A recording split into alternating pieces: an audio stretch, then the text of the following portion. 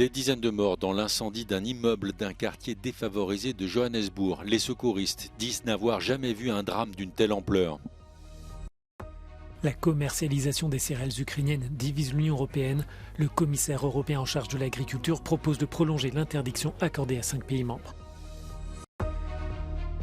25 attaques de drones en territoire russe, c'est le dernier décompte de Moscou pour le mois d'août. L'Ukraine a renforcé son arsenal.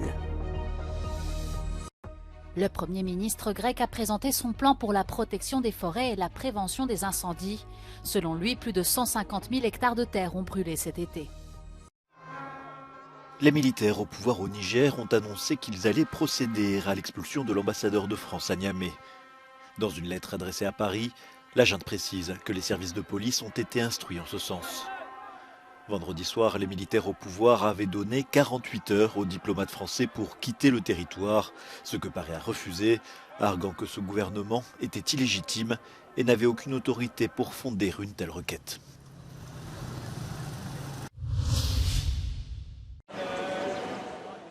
Plus de 70 personnes sont mortes dans l'incendie d'un immeuble de Johannesburg. Les blessés se comptent par dizaines et les secouristes avancent étage par étage à la recherche des victimes.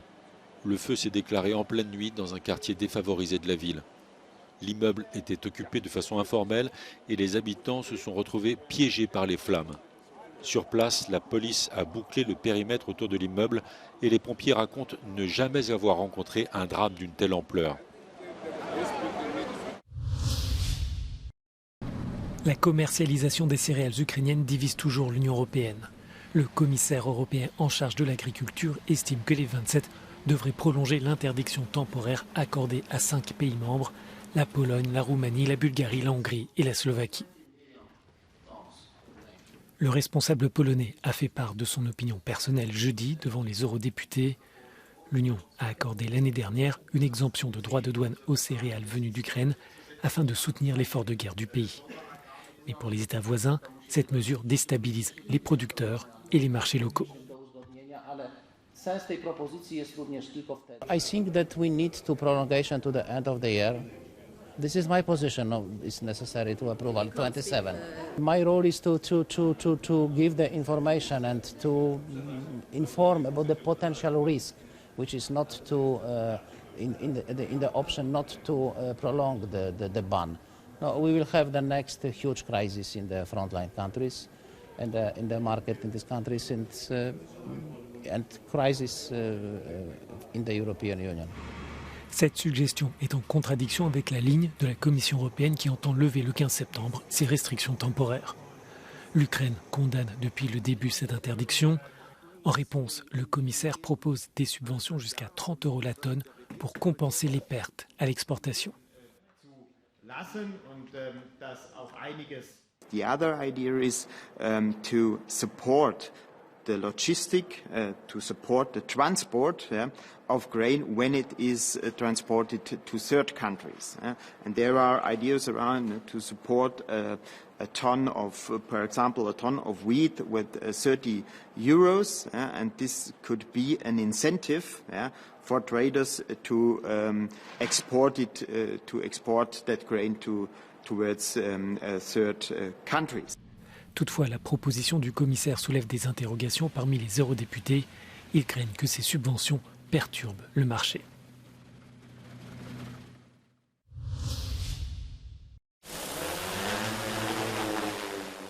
Sur le champ de bataille, ils sont devenus indispensables. Les drones sont les yeux d'une armée ukrainienne qui manque d'appui aérien. Ils enregistrent les mouvements de l'ennemi et servent à affiner les tirs d'artillerie. L'Ukraine les a également utilisés pour porter la guerre en territoire russe en frappant des cibles à des centaines de kilomètres de la frontière. La Russie fait de même. L'Ukraine a consacré près d'1 milliard d'euros à l'achat et à la fabrication de drones pour l'armée. Des entreprises locales comme Airlogix se sont développées dans l'ombre des combats. Le secteur connaît un essor sans précédent.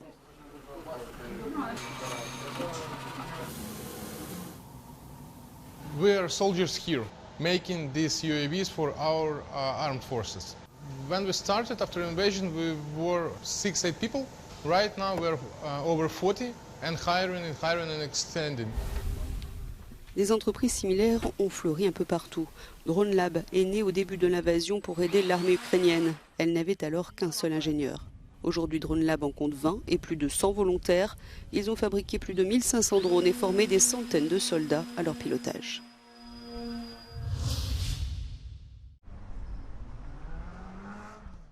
Il y aura bien un référendum en Pologne le 15 octobre, jour des élections législatives.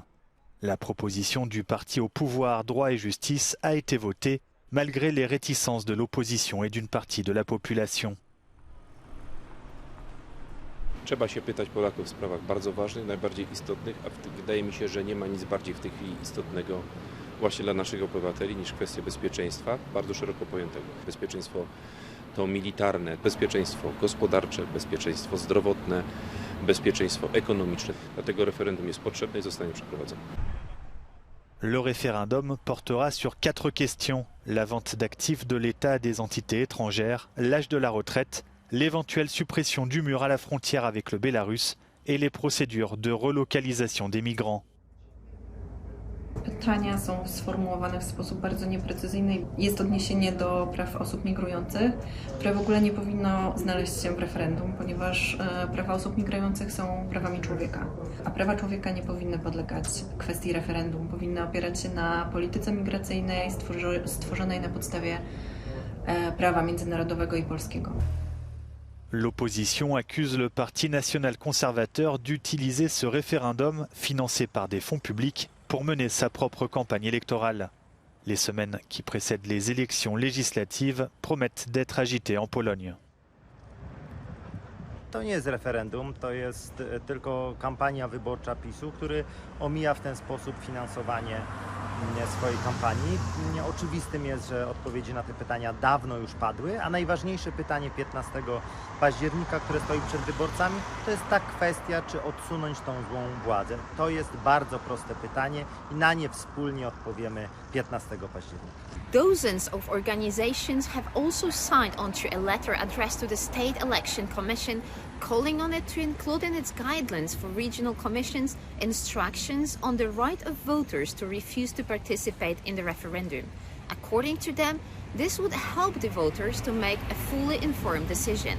Magdalena Hodownik for Euronews from Gdynia. Le Premier ministre grec Kyriakos Mitsotakis a estimé ce jeudi que les zones brûlées cet été par les incendies de forêt vont dépasser les 150 000 hectares. Une grande partie concerne la forêt de Dadia, que la Commission européenne considère comme le plus important incendie jamais enregistré en Europe. Le feu continue d'y sévir depuis 13 jours. Critiqué par l'opposition pour son inaction, le Premier ministre grec a annoncé de nouvelles mesures pour préserver les forêts.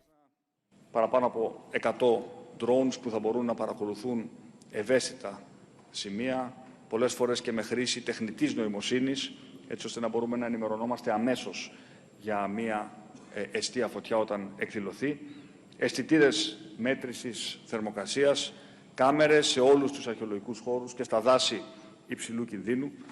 Οφείλουμε να έχουμε καλύτερες δορυφορικές εικόνες. Θα είμαστε συνδρομητές σε προηγμένα δορυφορικά συστήματα καταγραφής θερμότητας που θα μας δίνουν πιο κοντά σε real-time ενημέρωση για την πορεία μιας πυρκαγιάς. Les autorités grecques ont renforcé leurs équipes de lutte contre les incendies dans le nord-est du pays. Plus de 100 pompiers supplémentaires ont été déployés, avec plus de 10 avions et 7 hélicoptères venus de 9 pays européens. 20 personnes ont perdu la vie depuis le début des incendies.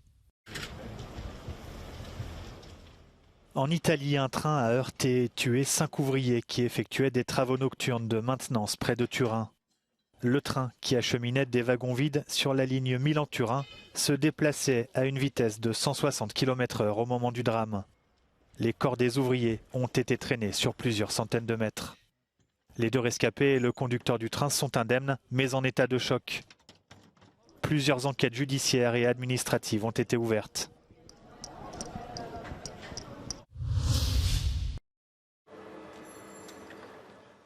Adorées des touristes, peu appréciées voire détestées des Parisiens, les trottinettes électriques en libre service ont vécu leur dernière journée dans les rues de Paris.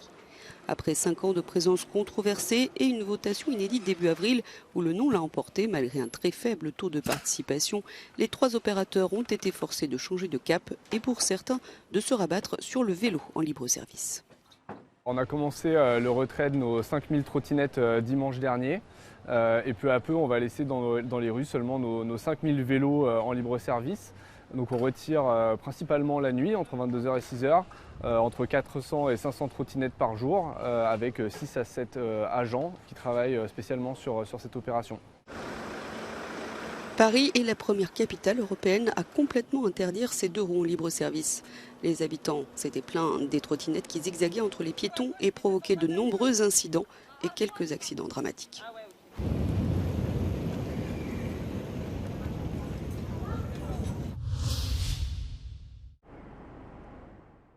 Les fans d'astronomie du monde entier ont pu contempler dans la nuit de mercredi à jeudi la super lune bleue, un phénomène rare qui n'apparaît que tous les 10 à 20 ans.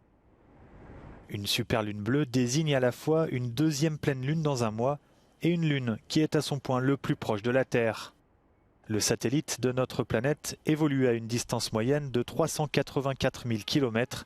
Il était la nuit dernière à environ 363 000 km. Conséquence, la Lune est apparue 14% plus grande et 30% plus brillante. Son aspect n'était en revanche pas bleu, car l'appellation lune bleue est tirée de l'expression anglaise « once in a blue moon » qui désigne une situation qui n'intervient que très rarement. La NASA, qui a diffusé l'événement en direct sur YouTube, a précisé que la dernière super lune bleue avait été observée en 2009. Il faudra attendre 2037 pour assister de nouveau au phénomène.